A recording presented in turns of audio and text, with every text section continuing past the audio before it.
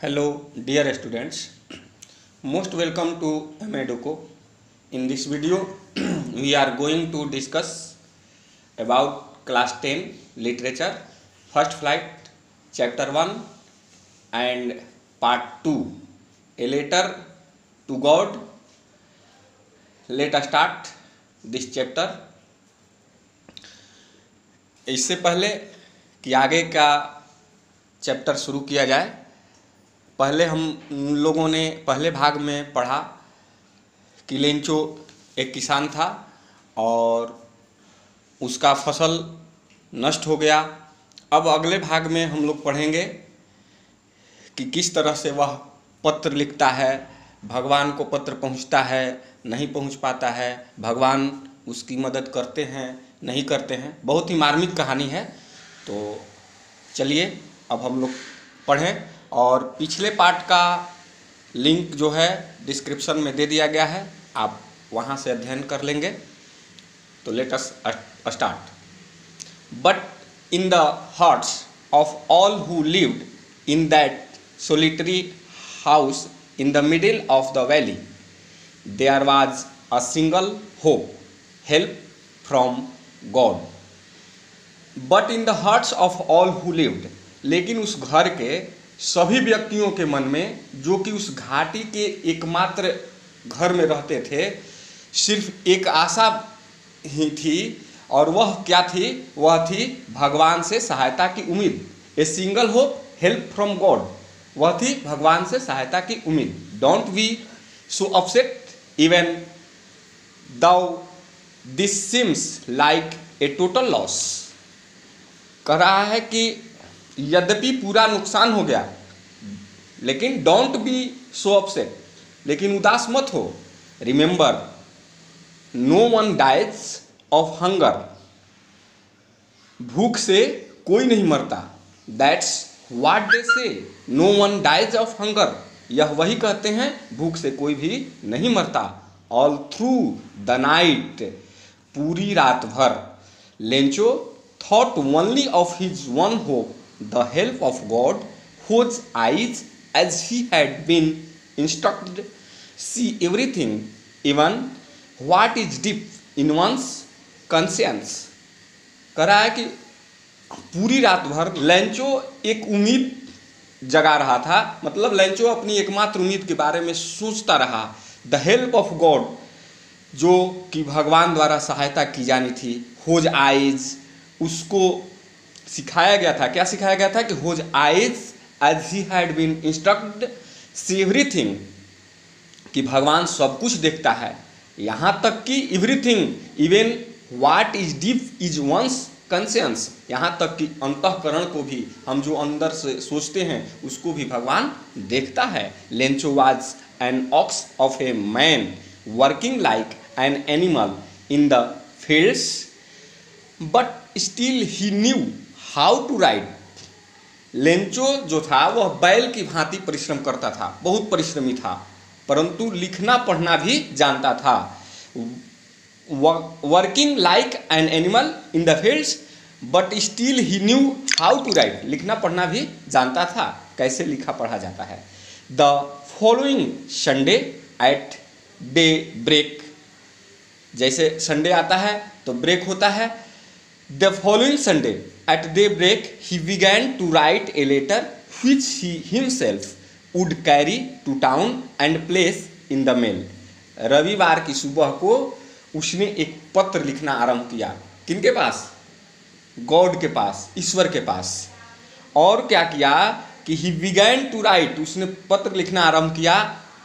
A letter which he himself, और उसने स्वयं would carry to town and place in the mail, और वह पत्र उसने स्वयं शहर ले जाकर डाक में डाला था। It was nothing less than a letter to God. यह भगवान को लिखे गए पत्र से कम नहीं था। It was nothing less than a letter to God. God, he wrote, if you don't help me, my family, and I will go hungry this year. I need 100 pesos in order to sow my field again. and to live until the crop comes because the hailstorm.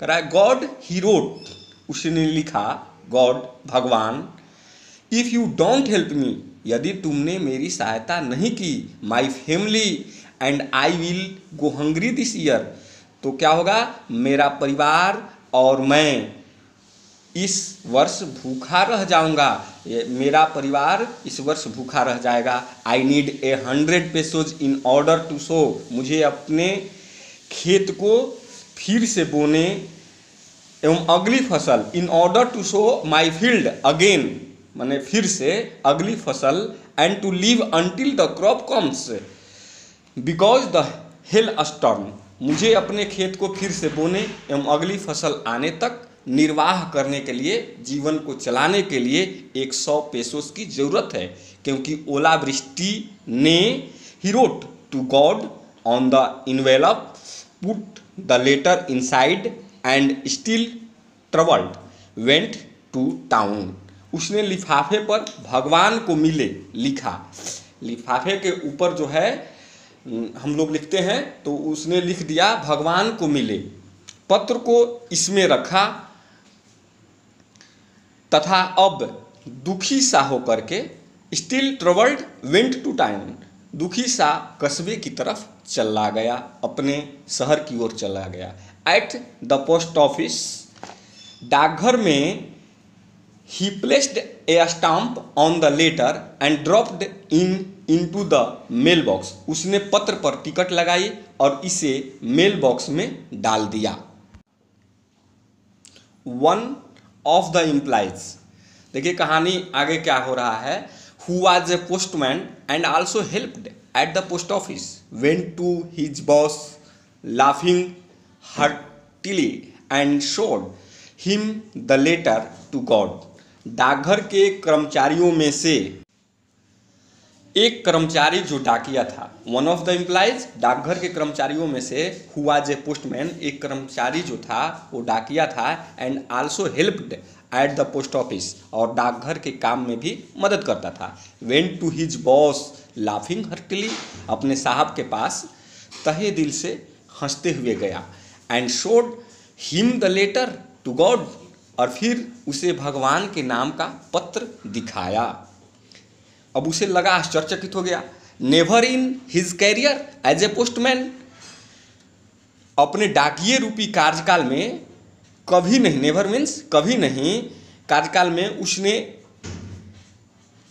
Never in his career as a postman had he known that address, कहने का मतलब कि जब वो देखा कि ऊपर लिखा हुआ है भगवान के मिले पत्र, तो वह जो है हंसने लगा और अपने बॉस को दिखाया भगवान के नाम का पत्र। अपने डाकिये रूपी कार्यकाल में उसने इस पते का पत्र कभी नहीं देखा था। अब वह आश्चर्यचकित हो गया था। ही नोन दैट एड्रेस, ऐसा एड्रेस कभी उसे नहीं मिला था।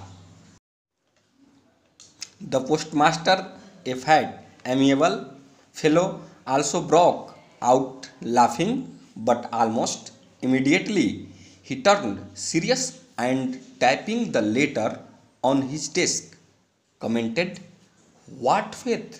I wish I had the faith of the man who wrote this letter."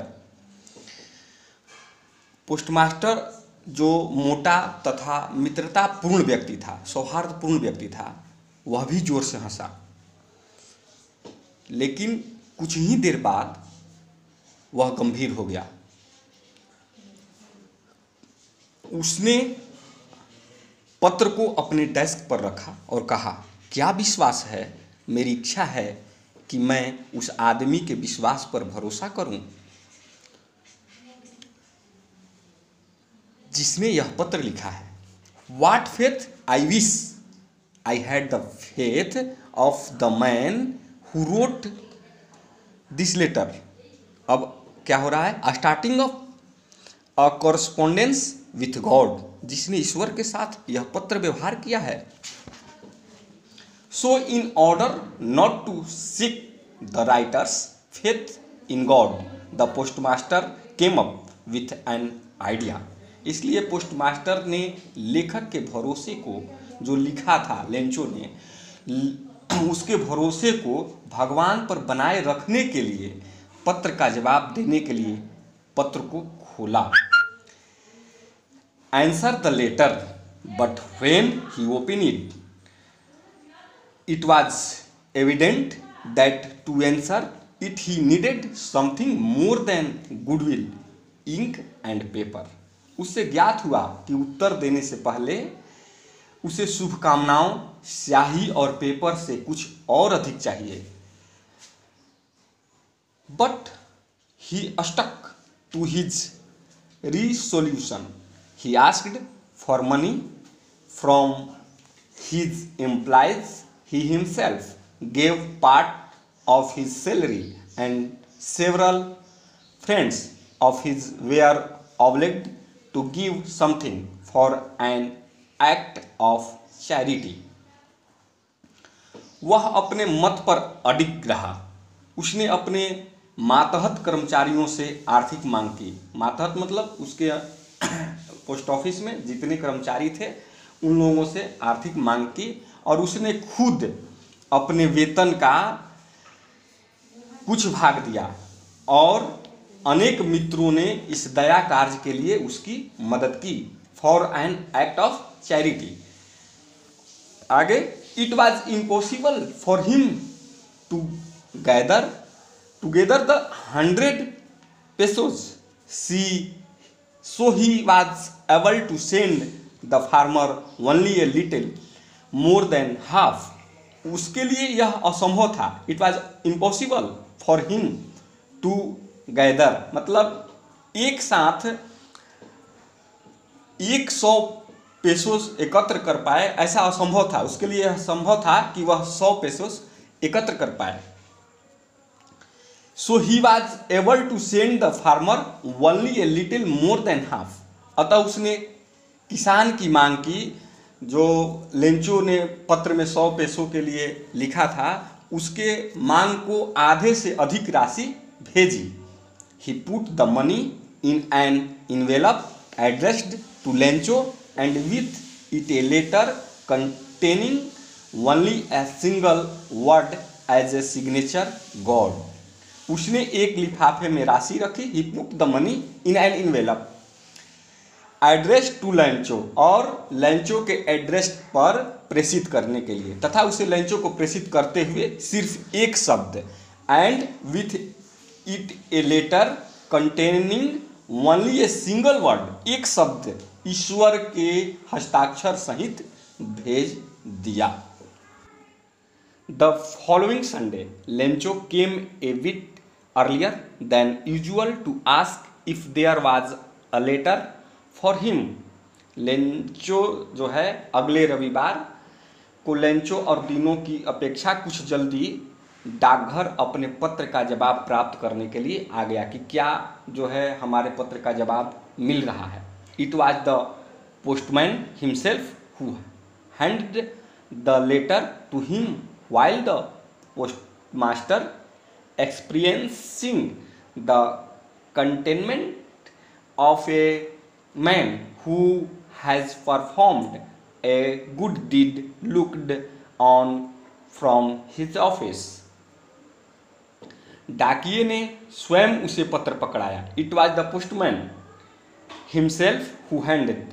Postmaster ने अपने डाकघर से ही उस व्यक्ति की अच्छे काम के लिए संतुष्टि को देखा।